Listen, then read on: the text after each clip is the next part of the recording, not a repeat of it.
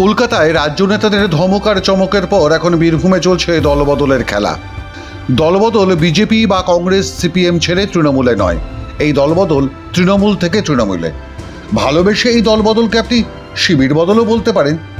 কাল পর্যন্ত যে তৃণমূল কংগ্রেসের নেতা, বিধায়ক, জেলা পরিষদের সদস্য বা পঞ্চায়েত সমিতির প্রধান কিংবা পঞ্চায়েত সদস্য অনুব্রত শিবিরে ছিলেন, আজ সকালে তার মনে হতেই পারে দূত অনুব্রতে আর মধু নাই, তাই কাজলের সঙ্গ চাই। আবার উল্টোটাও সত্যি। কাল পর্যন্ত কাজল অন্তপ্রাণ নেতা শিবির বদল করে এক লাফে চলে আসছেন অনুব্রত ফ্রন্টে। আজকের কাহিনী তেমনই এক দল বদলের। 2-3 বছরের মধ্যে যে উন্নয়নের ধারা সারা সেই মোরারই থেকে শুরু করে যদি ধরি আমি খয়রসর, লাভপুর থেকে শুরু করে প্রত্যেকটি প্রান্তে তার ছোঁয়া, তার উন্নয়ন, তার যে যুবক উঠতি যুবকের যে জোয়ার প্রত্যেকটি কোনায় কোনায় আমাদের পৌঁছে গেছে। এক রক্তদান শিবিরে হঠাৎ কাজল প্রশংসায় এমন গদগদ কেন বিধায়ক নরেশ বাউরি? নাকি তিনি বলতে চাইলেন বিকাশবাবুর 2 টার্মের সভাপতিত্বে কোনো কাজ হয়নি বীরভূমে? দাঁড়ান, আগে অঙ্কটা মেলানো দরকার। দিন কয়েক আগেও এই নরেশ বাউরি ছিলেন অনুব্রত ঘনিষ্ঠ, এতটাই কাছের যে দুবরাজপুরের মানুষেরা বলেন ভজ গৌরাঙ্গের বদলে এই নরেশ বাউরি নাকি ভজ অনুব্রত গাইতেন। তৃণমূলের যা সংস্কৃতি, তাতে রাজ্যের কোনো তৃণমূল পদাধিকারী প্রতি 1.5 খান বাক্যে একবার মমতা অভিষেকের নাম উচ্চারণ করবেনি। আর এই তৃণমূল বিধায়ক নরেশ বাউরি নাকি এক নিঃশ্বাসে 3টি নাম বলতেন: মমতা দিদি, সেনাপতি অভিষেক ও কেষ্ট দাদা। তার মুখে অনুব্রতর কট্টর বিরোধী কাজল প্রশংসা শুনে স্বাভাবিক কারণেই হতবাক বীরভূম এবং দুবরাজপুর। বীরভূম জেলা পরিষদের কাজে নাকি আজকাল স্থানীয় বিধায়কদের একদম পাত্তাই দিচ্ছে না কাজল শেখ। বেশিরভাগ বিধায়কের এই একটা কমন অভিযোগ কাজল শেখের বিরুদ্ধে। কলকাতায় নালিশও করেছেন কেউ কেউ। সেই কারণেও হয়তো বিধানসভা নির্বাচনের আগে নরেশের কাজল প্রীতির একটা কারণ অবশ্য বলছেন কেউ কেউ। তবে কেবল বিধায়ক নরেশ বাউরি নয়, সিউড়ির এক পুরনো তৃণমূল কংগ্রেস নেতা অভয় ভট্টাচার্যকেও দেখা গেল কাজল কীর্তনে।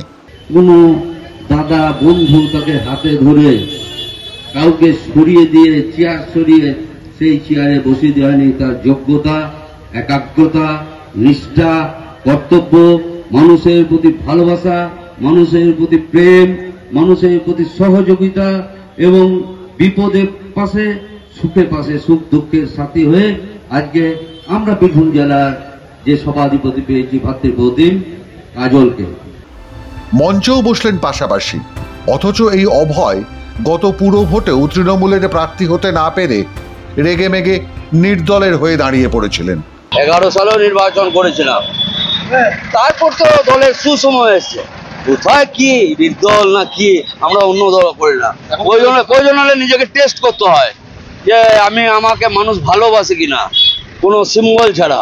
আমি সেই জন্য বললাম না নির্দল কি, একজন মানুষকে দেখতে হয় যে আমাকে মানুষ কত ভালোবাসে। 1 ঘন্টা 2 ঘন্টা ভোট হয়েছিল, কাউন্টারে দেখবেন বাদ বাকি ভোট হয়নি তো 1000 ভোট পড়েছিল। আমাকে জিজ্ঞেস করলো এত তাড়াতাড়ি 1000 ভোট, আমি জানি না কারা ভালোবাসে। কলকাতার বৈঠকের শর্ত ছিল অনুব্রত বা কাজল কেউ কারো এলাকা দখল করবে না। সেই কারণে কাজল এলাকা দখলের পাশাপাশি অনুব্রত ঘনিষ্ঠ নেতাদের দখল করবার টার্গেট করেছেন কি?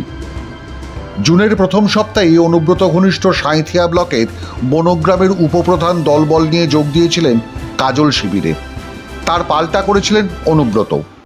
আজকে মোহাম্মদ ইসরাইল, যিনি 22 বছর আগে বিএসএফে কর্মরত জওয়ান ছিলেন, তিনি শহীদ হয়েছিলেন ম্যালেরিয়া রোগে আক্রান্ত হয়ে মারা গিয়ে কি করে শহীদ হন একজন বিএসএফ কর্মী, সেটা বোঝা গেল না সভাধিপতির বক্তব্যে। অতএব শিক্ষাহীনতার সেই খেলাই চলছে অনুব্রত বনামা কাজলের, শিবির ভাঙার খেলা। তবে অনেকেই বলছেন বিধানসভা নির্বাচনের প্রার্থী তালিকা প্রকাশ পর্যন্ত এই দলবদলের খেলা চলবে তৃণমূল কংগ্রেসে বীরভূমে। দিদিপন্থী অনুব্রতর শিবির বনাম ভাইপোপন্থী কাজল তৃণমূলে যাতায়াত চলবেই। সুবিধাবাদী নেতা কর্মীদের। মাধ্যম ব্যুরো রিপোর্ট।